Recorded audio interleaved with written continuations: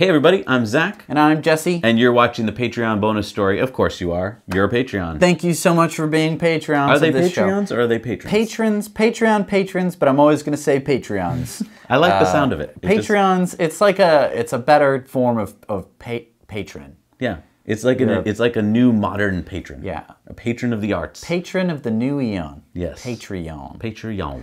All right, so let's get down to business. We're talking about UK truckers, lawyers, hauliers. Hauliers. I mean, right, I think it's haulers, but there's like an extra I stuck in there for some reason, because the English language, especially in English. So are they haulers or are they hauliers? I don't know. Please let us know if we you're don't a UK know trucker. how to pronounce it, because obviously we don't live there. That's how things work, people.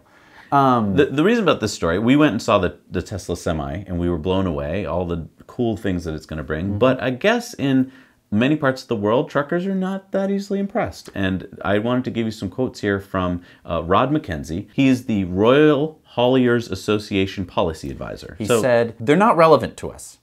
We're not looking for performance, not least because lorry's speed is limited to 56 miles an hour.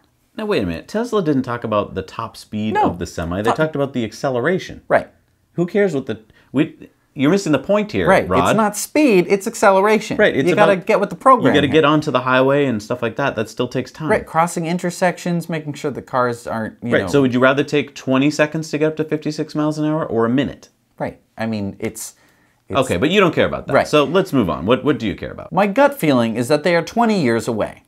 What, electric trucks? I guess, based on... Based on what? Based on nothing. Okay. I mean, let's see what else he says. Okay. I'm worried about the price point. The Tesla Semi is likely to cost more than £200,000, which is beyond the budget of hauliers in the UK. A lorry here costs £85,000, and with the industry making margins of 2 to 3%, we can't afford that extra cost. Okay, first of all... Wrong! Doesn't cost £200,000. We just found out it costs $150,000 or $180,000. Yeah. Secondly, who cares what it costs if the savings in fuel is great? I mean, so when Musk talked about what you could save he was talking directly about the margins. And he was talking about America. Right. Where gas is cheap. Where gas is dirt cheap. UK, you have real expensive petrol. Right. So you're dropping your prices way down. So your margins are going to be incredibly higher.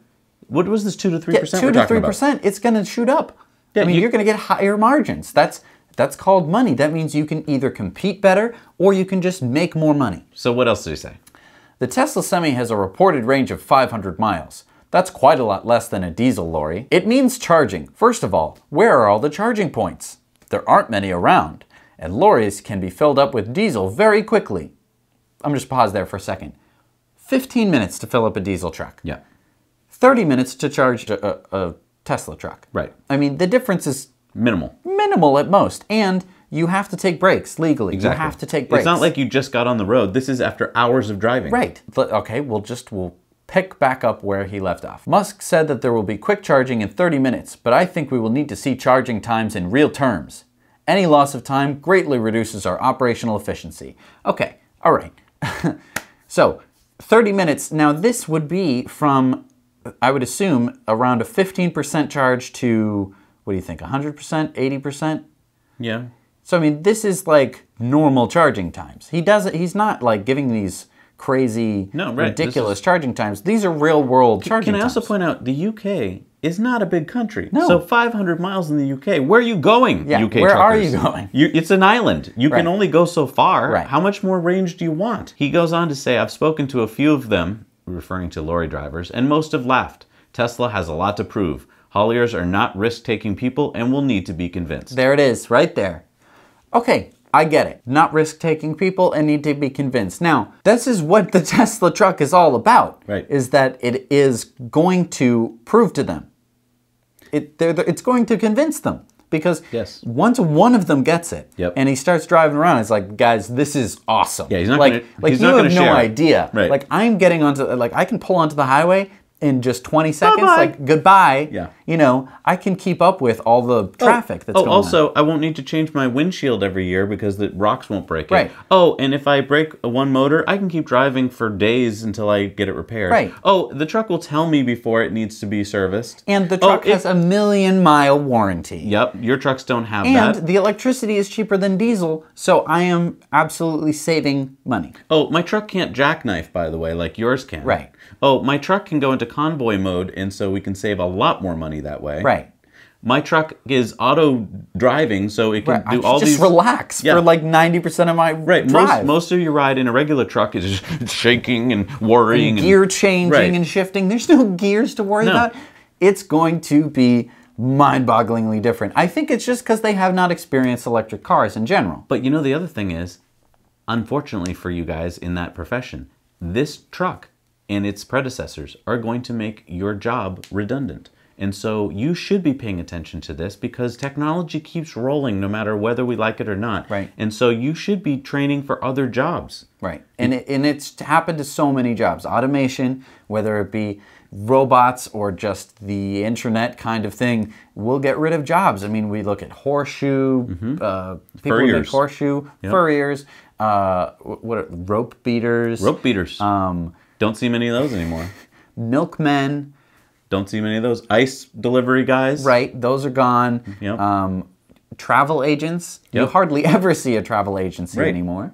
Think of all those jobs. At the time, they were so important, and you couldn't do it without it. You could not travel on a trip without a travel agent. I remember my parents going into a travel agency, and you needed books and all sorts of maps and charts, and without that person, you could not travel. Yeah. Now, you just get on your smartphone and you travel all by yourself. Yeah. You don't even need to like plan your trip. You can just be buying tickets on your smartphone. If you had told that to people back in the 70s, they would have said, "What do you talk? You're going to hold this thing and do all that? That's not possible." Yeah, that's crazy. That's crazy. If you had told a rope beater that there'll be some machine that makes rope instead of him, they would have said, "No, you'll always need me." Right. You'll always need rope beaters, and it's going to be the same thing, even up until the point where people are being replaced with autonomous driving cars. Yes. They're going to say, "Oh, people are going to prefer a human-driven car." Yeah. No, they're not. Yeah, yeah, you go ahead. We were in an Uber in LA, and the driver was talking about how Uber's going to have self-driving cars. He was pretty much on board with that thought, but he said that'll just be a minority of the people. Most people are going to want to be driven by a person like me. No, I don't. Humans make tons of errors all the time, and I can see them making the mistakes. We got in an Uber to go home from the semi event. He took the wrong exit twice. Autonomous driving cars not going to do that. They also don't talk as much. They don't talk as much, and I can't wait for that because I just want to get in an Uber and like fall asleep. I do not want to have to talk to some guy about whatever he's interested in. So anyway, we hope this was enlightening for you guys because it just kind of annoyed us that these people who don't seem to understand that history does apply to them, it does. Yeah. So thank you so much for watching. Thank you so much for being Patreon supporters. You guys are awesome. You guys make this show and this YouTube channel possible. Yes. And you make it fun. I love reading your comments. I love your support. It's sort of like a filter. You know, we put all of our viewers through this filter, and the Patreons are like the purified water. They're the creme de la creme. They float to the top, and we get to read all of you guys' comments, and you're not just sort of like stuffed in between all of these other people who are like, I heard that, oil is better than electricity, and I heard that solar panels cause cancer, and I heard that, it's just like, oh yeah, whatever. I like the noise of gas cars. It's okay, buddy. Like, just so nice to be able to hear you guys clearly, and you are all wonderful, wonderful people. So thank you so much for watching. We will see you next week. We're going to head back over to Tesla Time News.